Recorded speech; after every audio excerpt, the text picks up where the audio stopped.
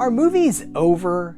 Now listen, I'm not talking about film as an art form that's been around for roughly 130 years or so. I'm talking about movies as a part of our culture, movies that have a foothold in our society, movies as a preferred, chosen art form for the masses. Movies were always a great equalizer. The rich, the poor, everyone sat in that theater with strangers and had this experience.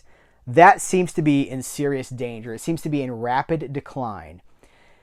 I'm not saying that no movies make money anymore. Some movies do make money. I'm talking about the interest in movies in general in our society. I feel like movies are now competing with things that have a higher place in society. I'm talking about video games. I'm talking about social media, YouTube. I'm talking about the internet, really. Movies used to command a huge audience, and the audience just isn't showing up for these movies anymore. And everyone has an excuse for why that is. Everyone has a reason for why they're staying away from the movies. Listen, the Serial at Midnight audience numbers in the tens of thousands, and I hear from you guys every single day. You give me a perspective. Some of you, like me, are over 40, and you're not really connecting with the newer movies that are being made. They're not making movies for you. They're courting the younger audience. That's very true. It's not 100% true, because they do make movies for older people sometimes. But the over 40 crowd's like, well, they're not making movies for me, so I'm out. I'll just watch old stuff. The younger audience would rather watch YouTube or play a video game. Now listen, I posted this on social media. Some people were like, no, young people care about movies. They love movies. And then they name 2 or 3 movies. But if you ask a young person, would you rather watch YouTube, would you rather play a video game, or would you rather watch a movie? I feel like most of the time they're going to say, well, not a movie. They're going to choose the other 2 options. And if they do watch a movie, are they going to watch it? And this isn't just a young person problem. Movies have been devalued. Movies are background noise now, which is, again, I'm not talking about the financial box office. I mean, we are talking about that, but I'm also talking about movies as a place in our culture and being in the decline. How many people do you know that when the movie goes on, their phone is out? As soon as you hit play on a movie or the movie starts, they're on Instagram or they're scrolling through social media. That is so popular now. Movies are now background noise, which feeds my thoughts that movies as a cultural phenomenon are in decline. People would rather spend their time doing other things. One of the reasons that I wanted to make this video is because this weekend there's a headline about these 2 big tentpole films that were expected to be really big. One of them was expected to be a new record breaker, and it was they didn't. They did not do well for this weekend. And the reason I'm keeping this vague is because this could be any weekend of any year. This is the trend now. It's like these movies are going to be, can these movies save summer? And unless you're Top Gun Maverick or a Dune film or Barbenheimer, the answer is no. People aren't going to see these movies. And some people say, well, I wait because they come to home media so quickly. I wait. Is that not the decline of movie culture that I'm talking about, where you're okay waiting weeks or months? Now listen, that's also part of the devaluing of the film as a product, which again supports my theory that film is being devalued, which implies a lowered place in our culture. When they release a movie in theaters and then it's on home media, it's usually digital. It hits digital a month, 6 weeks, 2 months after the theatrical experience. That is devaluing the film. Now, one of the reasons they do that is because the box office has trailed off. And it's not making a lot of money at the box office. If they left the movie in the theater for 9 months, would people go see it? First of all, they can't do that because there's other things that need to compete. There's not enough screens for all the stuff that's coming out, which is ironic because they're making fewer movies than they've ever made before. You know, this is something that people my age can resonate with, is that not that long ago, every single weekend you had access at the theater to a horror movie, a romantic comedy, an action film, a crime film, maybe a drama. There was this huge variety of film every single weekend. Now they're not doing that. Now, you know, there's a studio that I'm not going to name, but we probably know who it is, that's chasing IP so much that they're making like 12 or fewer films in this calendar year.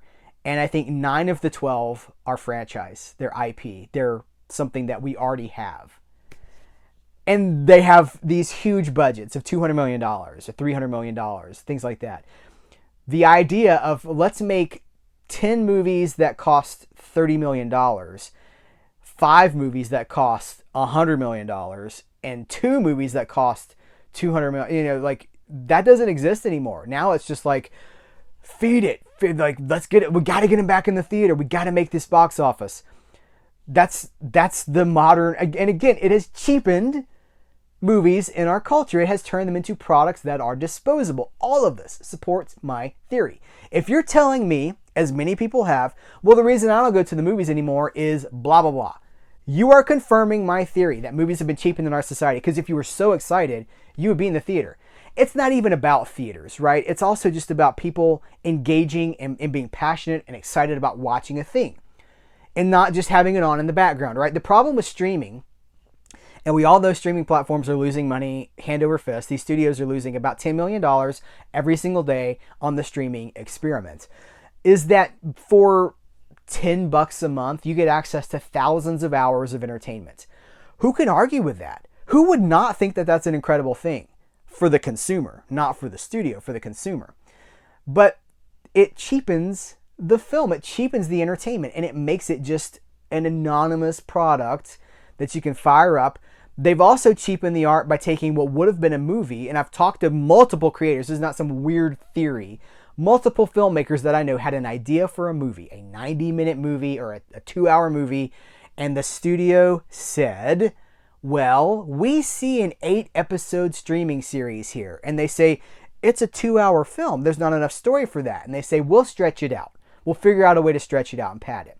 That's what's filling our screens now. That's what's filling our minds. That's what's replacing the movie experience, the cinematic experience. It's been watered down. It's been cheapened. And audiences are just moving on to other things. Not all of them. You and I, if you're a supporter of Cereal at Midnight, if you subscribe to Cereal at Midnight, you know I love movies. That's what we talk about here. We talk about physical media. We talk about movie history. But we are not the majority. We are a very, very small niche minority in this massive consumer base that is spending entertainment dollars on other things. So here's the question. How do we bring people back to movies? Not to theaters, not to physical media. How do we make people care about movies in a way that I feel they don't anymore? And I think the evidence supports that largely people don't care about movies the way that they used to.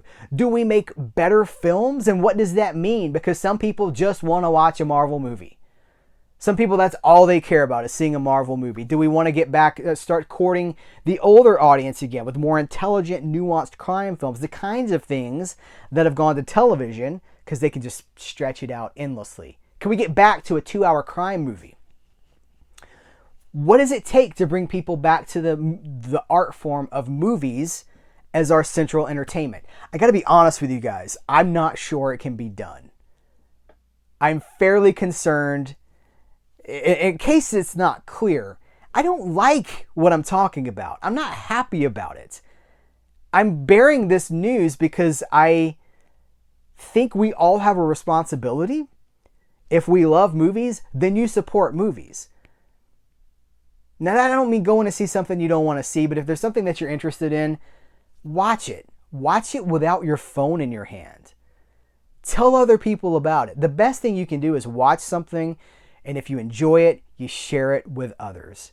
So it's not this disposable, dead thing. It's not an empty wrapper when you're done with it. I believe film has power to tell human stories like we've never seen in other... Nothing can do what a movie can do. A book can't do it. A video game can't do it. Film is a very unique beast. Nothing else is like film. And I hate to see how it has declined in our culture. What can we do to make it important to people again? That's the question. Continue the conversation in the comments below. Continue it kindly. What I discovered from social media is always angry, but there's people that have such anger about this topic. The anger at me, anger at movies, anger at the studios. People bring their politics into things. Somebody's going to say, well, they can stop making agenda movies. There are lots of movies at the theater that don't have an agenda, that aren't making any money. How do we get people to watch those again? It's a bigger issue than these one or two things. It's a massive, massive conundrum that we've created for ourselves. And I say we created it for ourselves because the studios will only make the movies that we support. And they're in this place right now where they're like, I don't understand why people aren't coming to see these movies. They haven't quite gotten it yet. The audience has stopped showing up for a lot of this stuff, but the movie theaters just keep, not the theaters, the studios, keep putting hundreds of millions of dollars into things that we're not really interested in anymore. What are we interested in? That's the question. And we're all going to be interested in different things, but how can we unite movie fandom again?